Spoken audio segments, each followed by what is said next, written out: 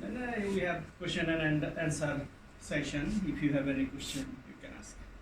Okay. Mr. Visupai. Thank you so much. I just let it take a seat and then I'll be able to explain it better.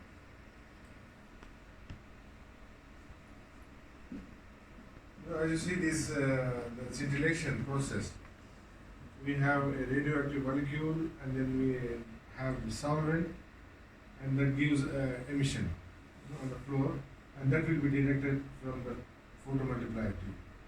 Photomultiplier tube is like a cell, a photoelectric cell that converts light energy into the current, and then as it says multiplication, it multiplies, it amplifies the signal, and because the emission is weak, okay, it has to be multiplied to have a better signal to noise ratio, and then that can give you the real counts. The other thing is the Hydex. I will go back to the Hydex, but before that, yeah.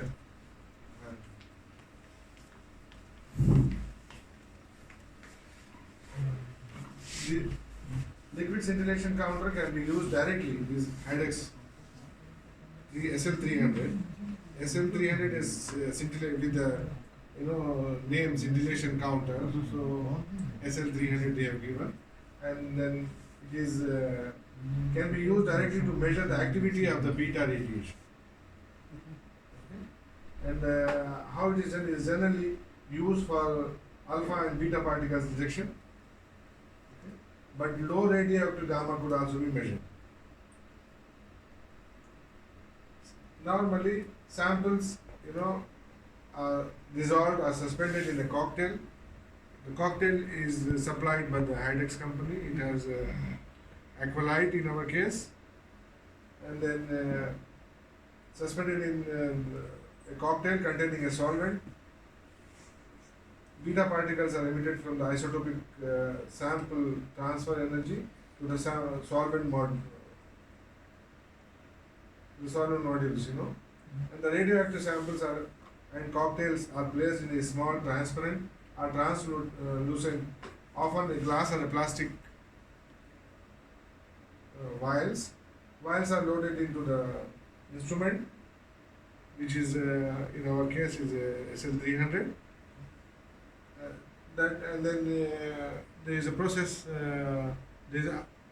called the transportation of the vials into the measuring well, which is Robotics. with the help of the robotic arm, and there are PMTs placed. There are 3 PMTs in our machine. We have 3 PMTs. So to have a the triple coincidence, all these 3 the photomultiplier should get the signal. Then only it is processed. The others are dropped, which can be some interference from, but also at the same time interference is taken care with a heavy lead shielding around the well, so it is well guarded and well shielded to avoid any interference which can come from the environment or from any other source. That is one thing. Also,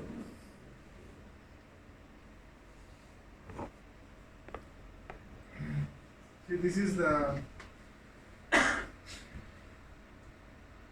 place where you have these photomultiplier tubes. See this? I don't have a pointer.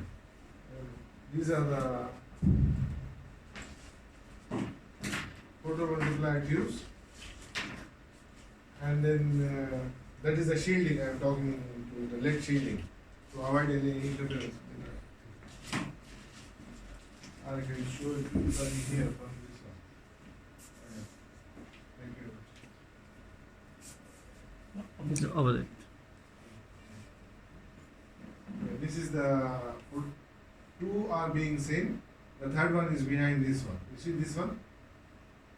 So these are the 3 photomultiplier tubes, and this is complete the lead shielding. which is something like 75 kilos. And the measuring chamber, and this is the sample tray, and the pneumatic vial transfer, which is like a robotic arm. It picks up the samples from here and show you with the machine. This is the tray where we load the samples. Okay. And it is being picked up by this arm.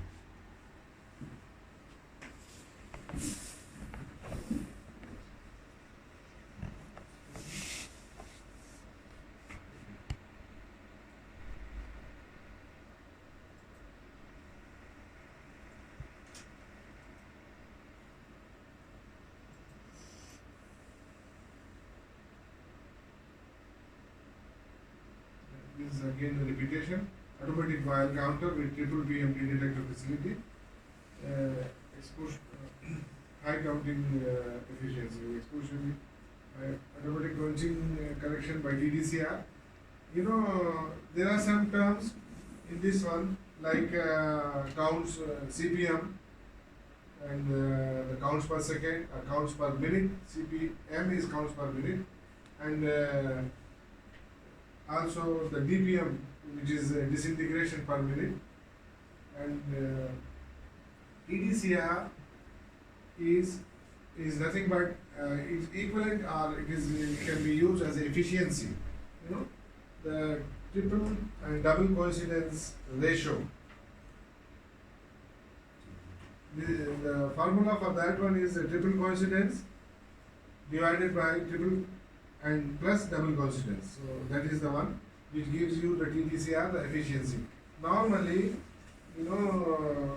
this for carbon 14 we have a standard, and we measure. We take the we check the efficiency time to time to check the performance of the machine, and which is almost like yesterday we did, and that was 0.97, 0.96. This is the range of that one, and for carbon 14, and for TTM it is like 0.66, 0.69, like that. So time to time we have these standards with us, and we have to take care of these half-life. Carbon 14 is, we know, half-life is pretty high. Good, and 200 years. More than 1,000 years. Yes. So only we are worried about this TTM, that is half-life is 12 years. So that has to be taken care when we are measuring or we are checking the performance of the machine. So we have 8 years now since 2014, right? Yeah.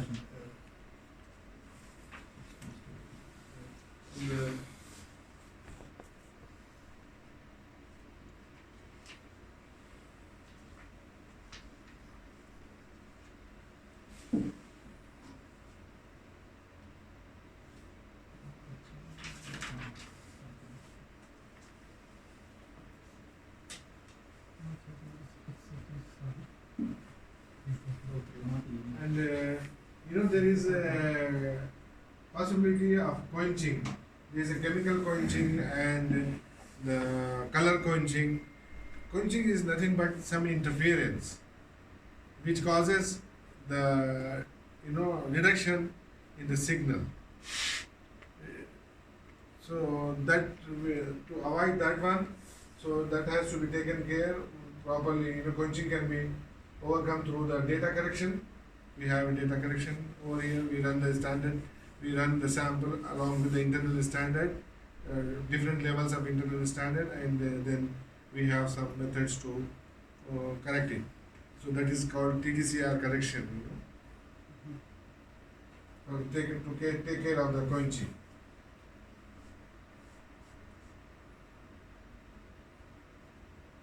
Correct samples can interfere with the counting process. This interference is known as the quenching, and can be overcome through data correction or through careful preparation of the sample. This is what they say.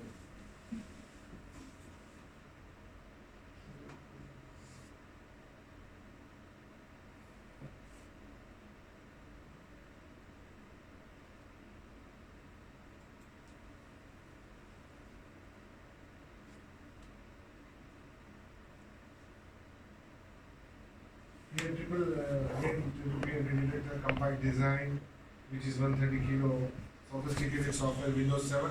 And this Windows 7, you may say now is the time for the 10, 11, and this is okay. And point correction by TGCR, and alpha beta separation and temperature control available options are there in this machine.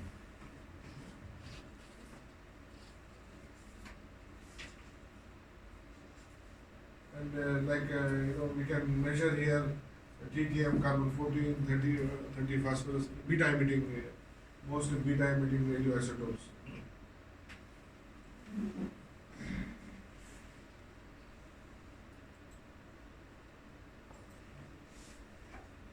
So we have the micromin software to design, run our programs and to design the protocol. We have the, we can create the templates. We can have the the formulas for the calculation. And so on.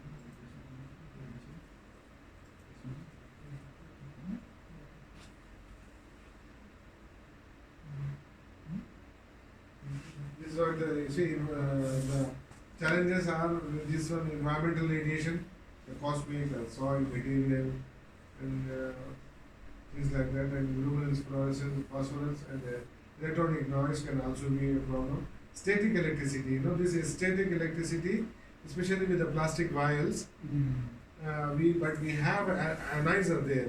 You must have seen yesterday when we kept the machine open. It picks up the robotic arm. It picks up the vial, and then it goes to the ionizer there. To deionize is, it stays there for a while. If there is any electricity charges, static electricity charges are there, that can be removed. And then after that it moves to the measuring chamber or measuring well. You must have seen when the machine was open yesterday. And then you have the quenching, color quenching, chemical quenching, and water, and the physical quenching activity inside the filter material. But normally it is the color, the chemical quenching, which affects, and we take care of with the help of the the DDCR. Here again we are showing about the position, the geometry of the three PMDs.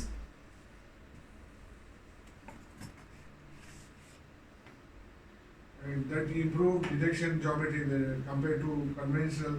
Normally there are the counters which are there on the market. They have double PMDs, 2 PMDs only. But here we have 3. We have 3 to make sure the correct signal or the signal which is the real signal to be picked up. Higher counting efficiency, especially for low energy isotopes like tritium, highly quenched samples. Quenching correction by TTCR and luminance pre-counting on triple quenches count. Sorry, all these RST, are they all detectors? Yeah, these are yes. Okay. RST. These are the 3 photomultiplier tubes. Okay. And They will be seeing the same thing, but if 3 of them sees this, that means it's good. I mean, if only one of them sees this, that means For efficiency. it's one. here is equal to double coincidence ratio. PDCR was first published in 79 by Polish researchers. Used in metabolically use of obsolete activity counting. PDCR gives directly DPM, disintegration per minute, that is for beta isotopes like tritium carbon 14, others with good accuracy plus minus 10% with a broad range. PDCR can be used as a conventional quench parameter with PDCR quench. We have to improve its accuracy then to up to plus minus 2%.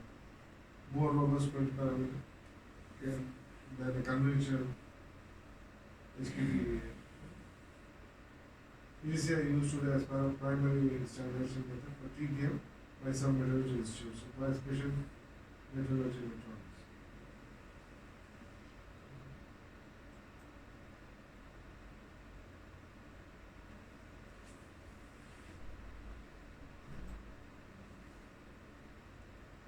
Some references, TDCR references, these are the references.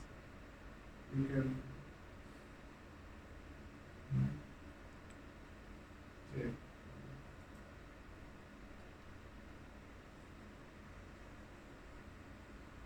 They are more talking about this. The reason is because this is their, like, you know, for them, this is the different than the conventional technology. So they are more talking about this one.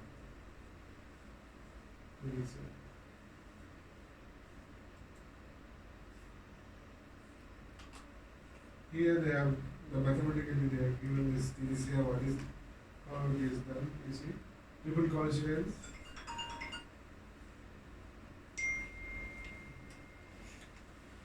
You have triple coincidence in the counts.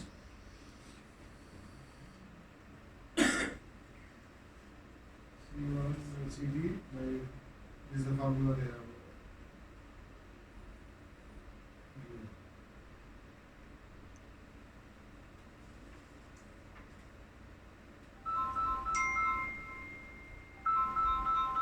As I said, this TDCR and the counting efficiency is same.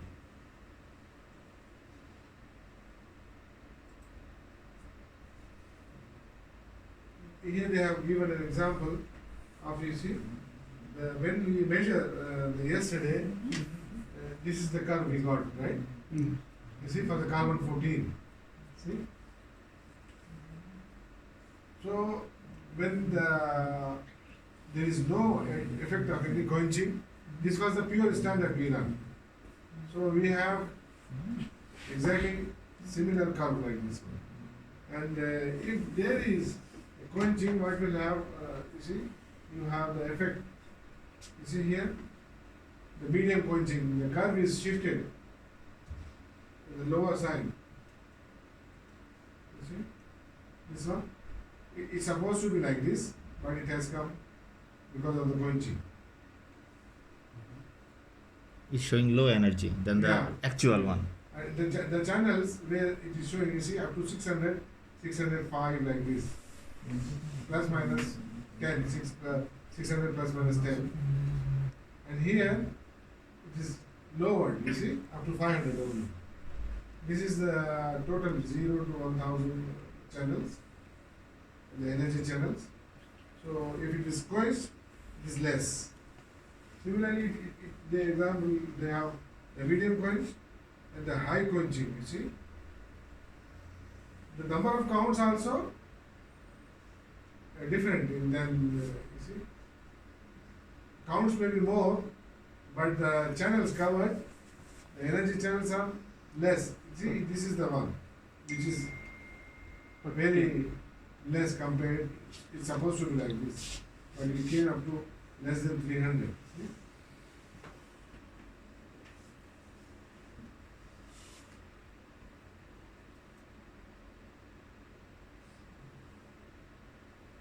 Here they have given an example of the TDCR versus efficiency, which is almost same. This is what I am telling. TDCR is equal to efficiency. It can be replaced interchangeably. See, when either you call it TDCR or efficiency.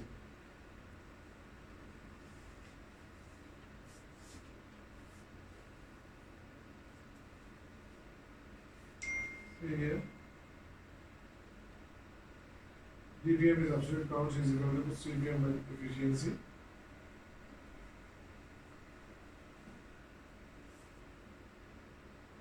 So TDCR is equal to efficiency. So as both TDCR and CPM, we know results are obtained as DPM automatically. So a single beta emitters, TDM output. Stands of 19 and electron capture centers. There is no other quenching correction method. PGSR can be used for double level counting with constant counts. External radioactive gamma source is system only in the next situations. Quench correction at double level samples with variable quenching. For quench correction is in low counting when using optimized counting windows. For sample with luminescence as luminescence decreases the PDCR value.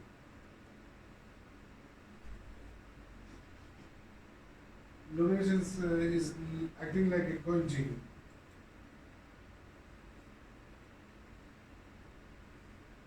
So these are the quench correction methods. Automatic correction by index. When you take the DPM, it is done. PCR quenching curve, you can also have quenching curve. You use convention quenching parameters and fit it against TDCR quench curve to obtain corrected counting efficiency. This is how it is done. The TDCR is more robust quench parameter than the conventional is what I have written.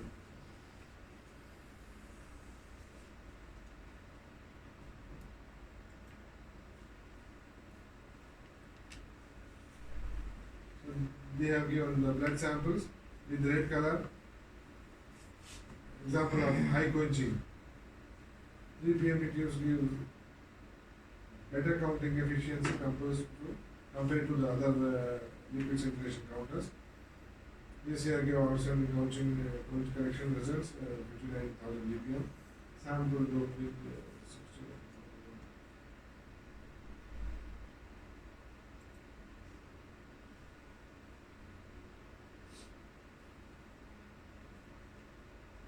Example of this 3 molar, so 1700 optifers, high safety, extremely high luminescence.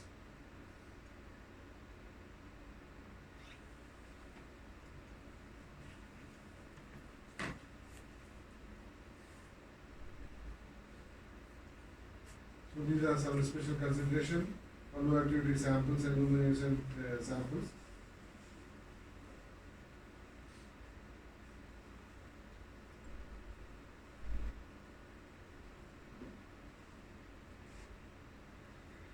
These are the points to be considered. You see, GCR cannot be used directly quench parameter with luminescent samples. So wait for the luminescent ion decay. Use internal standard. Use internal standardization if quenching is constant. Use external standard U152 standard if quenching is variable.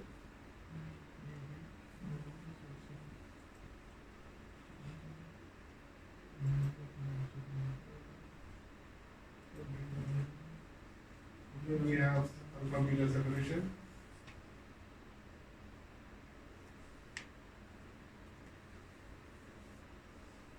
Energy particle size several centimeters molecules to mix up.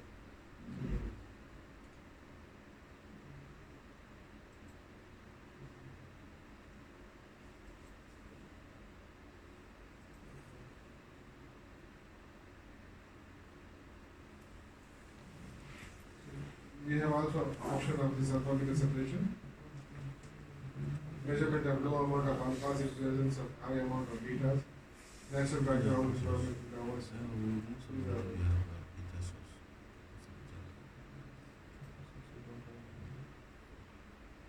Sorry, is it possible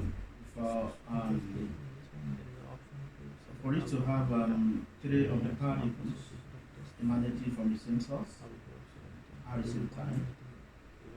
Like having alpha, beta, and gamma particles, emanating from the same source at the same time. Yeah, you can keep that. We have an option here. The window, the measuring window. Either you give a specific channel, or it can be free.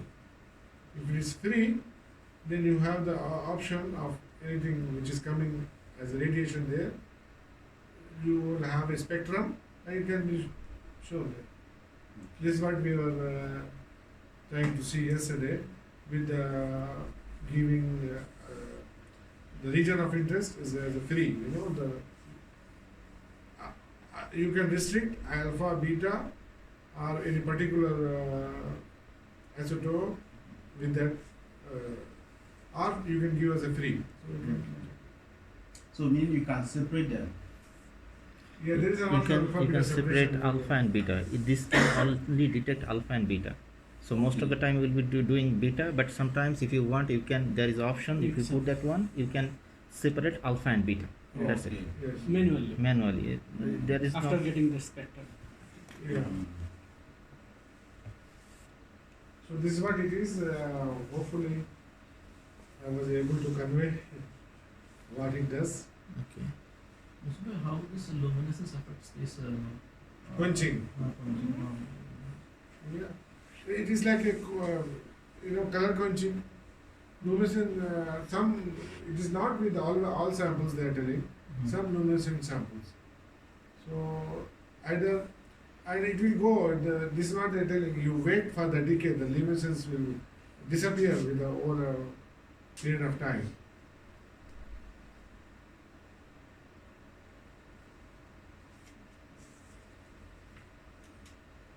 So this was the end of Any other question? Thai, what I have. We can do one. Demonstration Yeah, with the yeah, machine. Yeah, machine. after this we can do that. This is finished, right? Any question?